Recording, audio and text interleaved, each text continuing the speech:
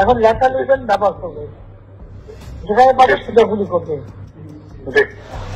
Helicopter মানে কয়েক জায়গায় তাহলে কিছু ছবি দেখে পাকড়াও করা যায় না রাতের মধ্যে? সবগুলিকে অ্যারেস্ট করতে বলছি রাত্রে।